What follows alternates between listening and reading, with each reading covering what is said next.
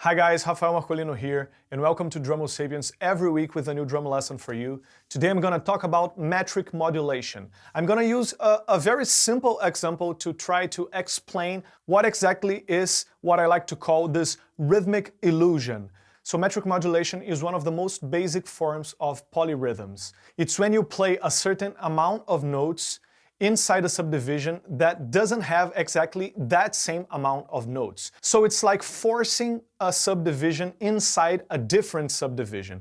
And I'm going to use two very basic grooves to explain to you how to apply this idea. So the first groove that we're going to use in these metric modulation examples is a basic eighth note groove, playing the kick drum on beat 1, the snare drum on beat 2, the kick drum on beats 3 and the end of 3, and the snare drum on beat 4, playing eighth notes on the hi-hat or the ride cymbal.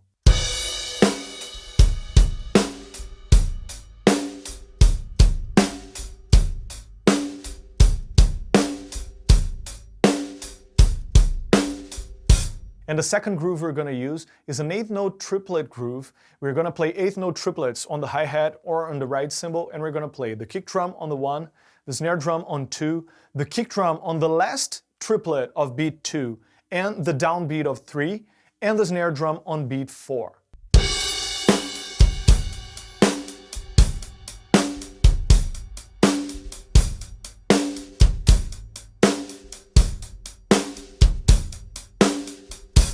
So for the first metric modulation example, we're going to play eighth notes throughout the whole thing, but we're going to start by playing one bar of the eighth note groove just to set up the tempo for you to feel exactly in which tempo we are playing. But then on the second measure, we're going to start this metric modulation effect. So we're going to play the triplet groove that I just showed you, but we're going to play that in eighth notes. So instead of taking one bar to complete this groove, now this groove is going to turn to 1.5 bars, because we have a total of 12 notes if we subdivide a 4/4 bar with 8 note triplets. But now we are transforming those triplets into eighth notes. So it's going to take 12 eighth notes to complete one cycle of this groove.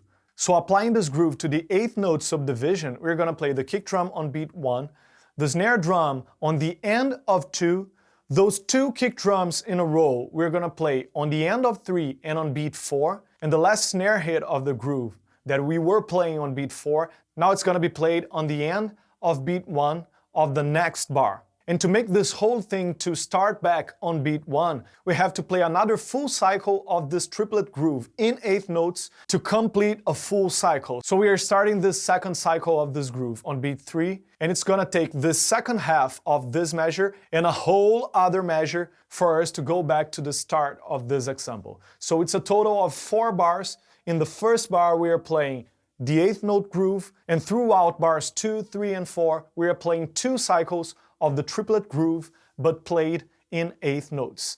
I'm gonna first play this example with the click turned on for you to understand the relation of what I'm playing to the click, to the main pulse, and then I'm gonna play it again without the metronome for you to understand how it really sounds for someone who is not expecting that to happen, who's not listening to the main pulse together with the groove.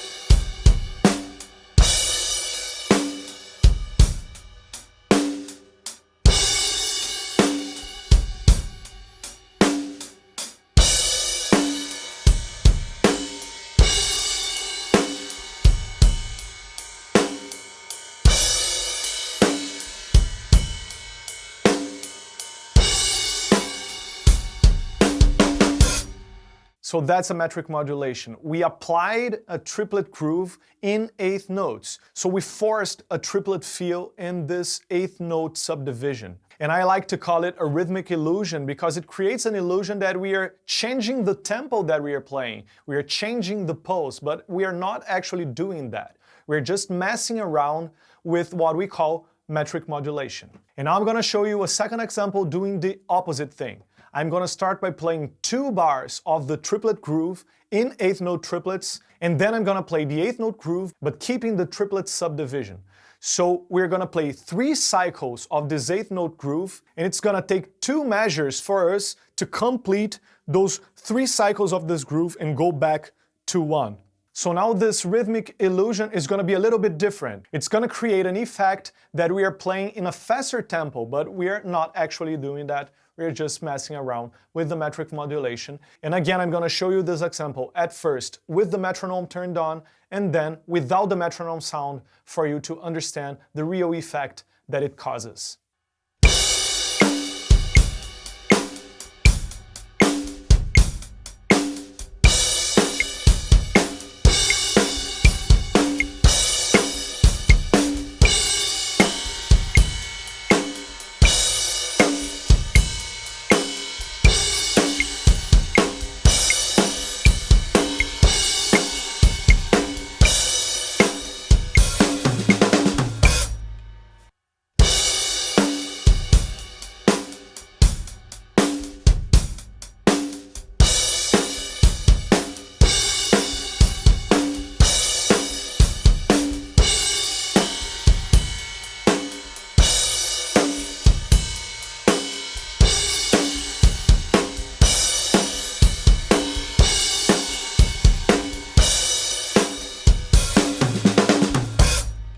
I hope I made it clear on exactly what a metric modulation means, and you can apply that to any subdivision you want. But if you want to know how many bars it takes to go back to the 1, you have to do the math, and it depends on which subdivision you are using and how many notes are you using to force inside this subdivision. If you liked this lesson and you want to watch more Drummo Sapiens lessons, I have a mailing list where I send every week a new drum lesson with transcriptions of all those exercises. So if you want to receive every week a new drum lesson straight to your email, go to subscribe.drummosapiens.com, and I see you on the next lesson.